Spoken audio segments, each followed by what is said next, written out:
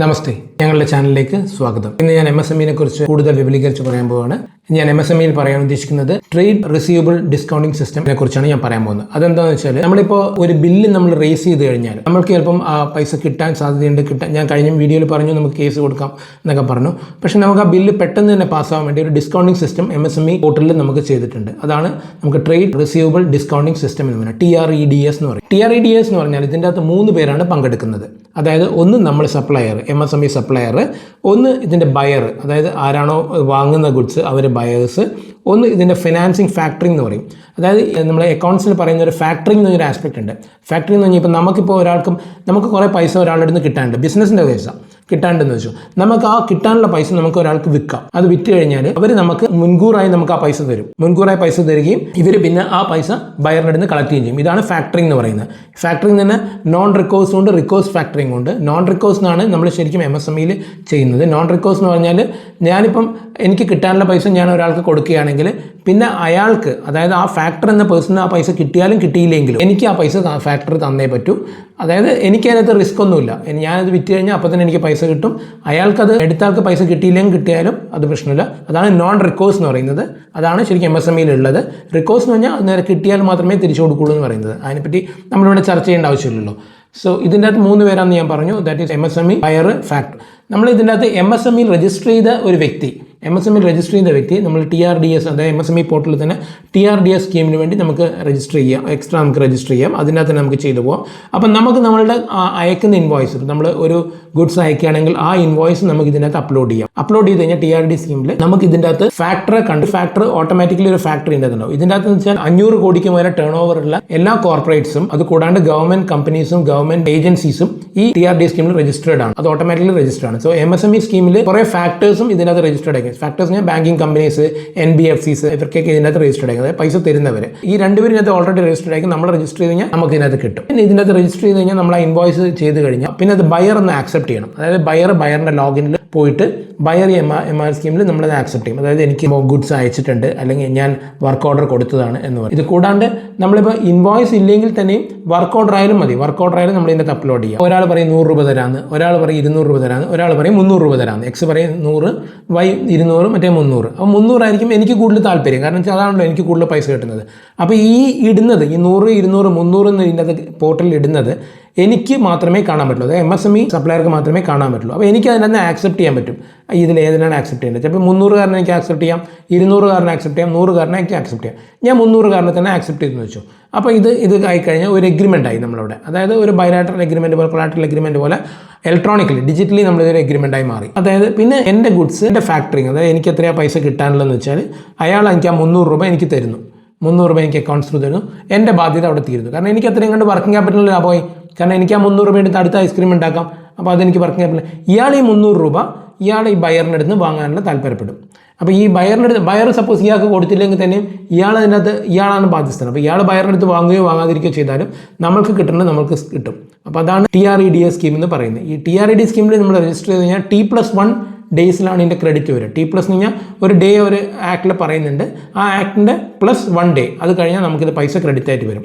ഇത് MSMEയിൽ ഏറ്റവും കൂടുതൽ ഉപകാരപ്രദമായ, അതായത് ചെറുകിട വ്യാപാരികൾക്കും ചെറുകിട ഉൽപ്പാദകർക്കും ഇത് ആർക്ക് വേണമെങ്കിലും ജോയിൻ ചെയ്യാം. ഇപ്പം മൈക്രോ, സ്മാൾ, മീഡിയം എന്ന് പറഞ്ഞാൽ ഇപ്പം സപ്ലയർ ആണെങ്കിലും, ഇപ്പോൾ ഒരു വക്കീലിനാണെങ്കിലും MSME സ്കീമിൽ രജിസ്റ്റർ കഴിഞ്ഞാൽ വക്കീലിൻ്റെ ഫീസ് നമ്മൾ കൊടുത്തു കഴിഞ്ഞാൽ അത് വാങ്ങിത്തരാൻ ഫാക്ടറിംഗ് ആണ്, അത് ചെയ്യും, കിട്ടും. കുറച്ച് നഷ്ടങ്ങൾ നമുക്ക് ഉണ്ടാവും. ചിലപ്പോൾ നമ്മൾ 500 രൂപേൻ്റെ ഗുഡ്സ് ചെയ്യുമ്പോൾ 300 രൂപയായിരിക്കും അയാൾ ആക്സെപ്റ്റ് ചെയ്തിട്ടുണ്ടാവുക. എന്നാലും നമുക്ക് പെട്ടെന്ന് അടുത്ത ദിവസം തന്നെ നമുക്ക് ആ 300 രൂപ കിട്ടിയാൽ നമുക്കത് നമ്മുടെ കാര്യങ്ങൾക്ക് വേണ്ടി യൂട്ടിലൈസ് ചെയ്യാൻ പറ്റും. ഒരു വക്കീലിന് ചെയ്യാം, ചാർട്ടേഡ് അക്കൗണ്ടൻസിന് ചെയ്യാം, സാധാരണ അക്കൗണ്ടൻസിന് ചെയ്യാം. അപ്പോൾ MSME ആക്ട് പ്രകാരം രജിസ്റ്റർ ചെയ്ത ആർക്കും ഈ TRDS സ്കീമിൽ നമുക്ക് രജിസ്റ്റർ ചെയ്യാം. ആ രജിസ്റ്റർ ചെയ്ത് കഴിഞ്ഞാൽ നമ്മളതിനകത്ത് നമ്മുടെ ഇൻവോയ്സോ അല്ലെങ്കിൽ വർക്ക് ഓർഡറോ അപ്ലോഡ് ചെയ്ത് കഴിഞ്ഞാൽ, അതായത് വർക്ക് കഴിഞ്ഞ് കഴിഞ്ഞാൽ T+1 9 ഡേയ്സിൽ നമുക്കിത് ക്രെഡിറ്റായി മാറുകയാണ് ചെയ്യുന്നത്. ഈ TRDS സ്കീമിൽ നമ്മൾ MSME ആക്ട് പ്രകാരം രജിസ്റ്റർ ചെയ്തവർക്ക് മാത്രമേ പറ്റത്തുള്ളൂ. അതായത് നമ്മൾ ആരാണോ MSME ആക്ട് പ്രകാരം രജിസ്റ്റർ ചെയ്തിട്ടുള്ളത് അവർക്ക് TRDS സ്കീമിൽ നമുക്ക് ജോയിൻ ചെയ്യാം. അവർക്ക് TRDS സ്കീമിൽ സെപ്പറേറ്റ് ആയിട്ട് ഒരു പ്ലാറ്റ്ഫോം ഉണ്ട്. TRDS സ്കീമിന് TRDS എന്ന് പറഞ്ഞിട്ടൊരു പ്ലാറ്റ്ഫോം ഉണ്ട്. ആ പ്ലാറ്റ്ഫോമിൽ നമ്മൾ വീണ്ടും നമുക്ക് രജിസ്റ്റർ ചെയ്യാം. അത് പ്രകാരമാണ് നമുക്കിത് കിട്ടുന്നത്. അതിൽ നമുക്ക് ഞാൻ പറഞ്ഞ പോലെ ഇൻവോയ്സ് അപ്ലോഡ് ചെയ്യാം, അത് ചെയ്യാം. പിന്നെ ഇതേപോലെ തന്നെ നമ്മളെപ്പോലെ തന്നെ കോർപ്പറേറ്റ്സും, അതായത് നമ്മളെ ബയേഴ്സിനും TRDS സ്കീമിൽ ചെയ്യാൻ പറ്റും, രജിസ്റ്റർ ചെയ്യാം. ഗവൺമെന്റ് ഇതിനും നമുക്ക് രജിസ്റ്റർ ചെയ്യാം, ഗവൺമെന്റ് കമ്പനീസ്, ഗവൺമെന്റ് ഏജൻസീസ് നമ്മൾ രജിസ്റ്റർ ചെയ്യണം. പിന്നെ ഈ NBFCs ബാങ്കിങ് കമ്പനീസും ഇതിൻ്റെ അകത്ത് രജിസ്റ്റർ ചെയ്യണം, അത് ഫാക്ടറിംഗ് ആയിട്ട്. സോ ഈ 3 ആൾക്കും ഇതിൻ്റെ അകത്ത് രജിസ്ട്രേഷൻ കിട്ടിയാൽ മാത്രമേ ഈ TRDA സ്കീമിൽ ഇത് ഓട്ടോമാറ്റിക്കായിട്ട് നടക്കത്തുള്ളൂ. പിന്നെ ഇതിൻ്റെ അകത്ത് എന്ന് വെച്ചാൽ ഡബിൾ ഫാക്ടറിംഗ് അല്ലെങ്കിൽ ഡബിൾ ഫിനാൻസിങ് എന്നൊരു പരിപാടിയുണ്ട്. അതായത് ഇപ്പോൾ വേണമെങ്കിൽ ഇപ്പോൾ ഞാനിപ്പോൾ ഒരു ഫാക്ടറിംഗ് നടത്തി, അതായത് ഇപ്പോൾ എൻ്റെ ഗുഡ്സ് ഞാൻ വിറ്റു, എനിക്ക് വീണ്ടും പൈസയ്ക്ക് ആവശ്യമുണ്ട്.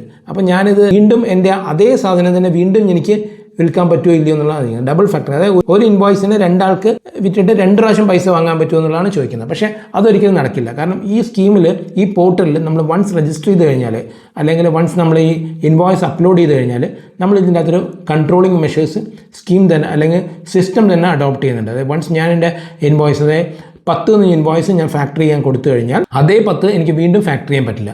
അതേ 10 അതായത് ഒരു പ്രാവശ്യമേ എനിക്ക് ആ പൈസ കിട്ടുള്ളൂ എന്നർത്ഥം. അതായത് ഫ്രോഡുലന്റ് ആസ്പെക്ട് നടക്കില്ല. അപ്പോൾ അതുകൊണ്ട് ബയർക്കും ഇത് നല്ലതാണ്. കാരണം ഒരേ സാധനം തന്നെ 2 പ്രാവശ്യം ഇയാൾ പൈസ വാങ്ങുന്നുണ്ട് എന്ന് ഇത് വരില്ല. സർക്കാരിനെ സംബന്ധിച്ചും വളരെ നല്ല കാര്യമാണ്. കാരണം നമ്മളതിൻ്റെ ഫ്രോഡുലന്റ് ആസ്പെക്ട് നടക്കുന്നെന്ന് വരില്ല. ഇതിൻ്റെ എല്ലാം കൺട്രോൾ RBIയിലാണ് വരുന്നത്. അതായത് നമ്മൾ ഈ ഫാക്ടറിംഗ് TRDA സ്കീം എല്ലാം കൺട്രോൾ RBIയിലാണ്. അതായത് ഈ സിസ്റ്റവും ഈ പോർട്ടലും എല്ലാം ഇതിനു വേണ്ടി നമ്മൾ KYC ഒക്കെ കൊടുക്കേണ്ടി വരും. നമ്മളെ KYC MSME-കാരന് KYC എന്ന് പറഞ്ഞാൽ എല്ലാവർക്കും അറിയാലോ, ആധാർ നമ്മൾ കൊടുക്കണം. നോ യുവർ കസ്റ്റമർ എന്നാണ് KYC ഇത് വരുന്നത്. അതായത് നമ്മൾ ആധാർ കൊടുക്കണം, പാൻ കൊടുക്കണം, നമ്മൾ എന്താ നമ്മുടെ ഡീറ്റെയിൽസ് എന്ന് വെച്ചാൽ നമ്മൾ കൊടുത്തിരിക്കണം. അതേപോലെ തന്നെ കമ്പനീസ് നമ്മൾ KYC ഡീറ്റെയിൽസ് കൊടുത്തിരിക്കണം. കമ്പനി ആണെങ്കിൽ ഒരു ഇൻകോർപ്പറേഷൻ സർട്ടിഫിക്കറ്റ്, അങ്ങനത്തെ ഗവൺമെൻറ് ആണെങ്കിൽ ഗവൺമെൻറ് എന്തെങ്കിലും കാര്യങ്ങൾ കൊടുത്തിരിക്കണം. അങ്ങനെ എല്ലാം കൊടുത്താൽ മാത്രം. അതേമാതിരി പിന്നെ AML ആക്ട് അനുസരിച്ച്, മണി ലോണ്ടേഴ്സ് ആക്ട് അനുസരിച്ചും ഇതിനകത്ത് കംപ്ലയൻസ് കൊണ്ടുവന്നിരിക്കണം. അപ്പോൾ അങ്ങനെയാണെങ്കിൽ മാത്രമേ നമുക്ക് ഇതിനകത്ത് രജിസ്റ്റർ ചെയ്യാൻ പറ്റുള്ളൂ. വൺസ് രജിസ്റ്റേർഡ് എൻറ്റേർഡ് ചെയ്ത് കഴിഞ്ഞാൽ മാത്രമേ ഈ സ്കീമെല്ലാം നടക്കാൻ പറ്റുള്ളൂ. അപ്പോൾ ഈ ഒരു സ്കീമിനെ കൊണ്ട് എന്താ പ്രയോജനം എന്ന് വെച്ചാൽ, MSME-കാർക്ക് നമ്മൾ സാധനം വിറ്റ് കഴിഞ്ഞാൽ അതിൻ്റെ പൈസ നമുക്ക് വേഗം കിട്ടും. ഇത് ഏറ്റവും ഉപകാരം എന്ന് വെച്ചാൽ ഇപ്പോൾ ചെറുകിട വ്യാപാരികൾ, അഡ്വർടൈസിങ് ഏജൻസി നടത്തുന്നവർ, ഇപ്പോൾ ഒരു ലോയർക്ക് തന്നെ, ഇപ്പോൾ തുടക്കമുള്ള ഒരു ലോയർക്കൊക്കെ അയാളുടെ ഫീസ് ഒരു ചാർട്ടേഡ് അക്കൗണ്ട്സ് ഒക്കെ വരുമ്പോൾ, അല്ലെങ്കിൽ തുടക്കമുള്ള ഒരു പ്രൊഫഷണൽസ് വരുമ്പോൾ നമുക്ക് ആ ഫീസ് പെട്ടെന്ന് നമുക്ക് കിട്ടില്ല. കാരണം അപ്പുറത്തുള്ള ആൾ ബിഗ് കോർപ്പറേറ്റ്സ് ആണെങ്കിൽ അവർ നമ്മളെ പറ്റിക്കാനുള്ള സാധ്യതയുണ്ട്. സോ നമ്മളിത് സ്കീമിൽ രജിസ്റ്റർ കഴിഞ്ഞാൽ അവർ നമുക്ക് തന്നേ പറ്റൂ. തന്നിട്ടില്ലെങ്കിൽ പിന്നെ അവർക്ക് അതിന് നിയമങ്ങൾ അവർ ഫേസ് ചെയ്യേണ്ടി വരും. അല്ലെങ്കിൽ ഫാക്ടറി നമുക്ക് തരും. ഫാക്ടറി നമുക്ക് തന്നു കഴിഞ്ഞാൽ നമുക്ക് കിട്ടുന്ന പൈസ നമുക്ക് കിട്ടിയില്ല. ഫാക്ടറാണല്ലോ ചെയ്യുന്നത്. അതിന് ഒരിക്കലും ഫാക്ടറിക്ക് അത് കിട്ടിയില്ല എന്ന് വെച്ചിട്ട് നമുക്ക് നഷ്ടമാകാൻ പോകില്ല. അപ്പം എന്ത് വന്നാലും ഇത് സർക്കാർ ചെറുകിട വ്യാപാരികൾക്കും ഇതിനും വേണ്ടി കൊണ്ടുവന്ന ഒരു നല്ല ഒരു ഉപകാരപ്രദമായ ഒരു സ്കീമാണ് TREDS സ്കീം എന്ന് പറയുന്നത്. ട്രേഡ് റിസീവബിൾ ഡിസ്കൗണ്ടിങ് സിസ്റ്റം എന്ന് പറയും. അതായത് നമ്മുടെ ബില്ല് ഡിസ്കൗണ്ട് ചെയ്തിട്ട് തരികയാണ്. ഒരു പെർട്ടിക്കുലർ പെർസെൻറ്റേജ് നമുക്ക് തന്നെ നഷ്ടപ്പെടും. പക്ഷേ എന്നിരുന്നാലും ഞാൻ നേരത്തെ പറഞ്ഞ ഒരു വർക്കിംഗ് ക്യാപിറ്റൽ ഏറ്റവും നല്ലതാണ് ഇത്. ഞങ്ങളുടെ ഈ വീഡിയോ കണ്ടതിൽ എല്ലാവർക്കും നന്ദി. ഈ വീഡിയോ എല്ലാവരും സബ്സ്ക്രൈബ് ചെയ്യുക, അവരവരുടെ റിലേഷൻസിനും ഫ്രണ്ട്സിനും ഒക്കെ അയച്ചു കൊടുക്കുക, കൂടുതൽ ലൈക്ക് ചെയ്യുക, കൂടുതൽ വീഡിയോകൾക്കായി കാത്തിരിക്കുക. കൂടുതൽ MSME ആക്ടും വേറെ പല ആക്ടുകളെക്കുറിച്ചും ഞാൻ വീണ്ടും വരുന്നതായിരിക്കും. നന്ദി, നമസ്കാരം.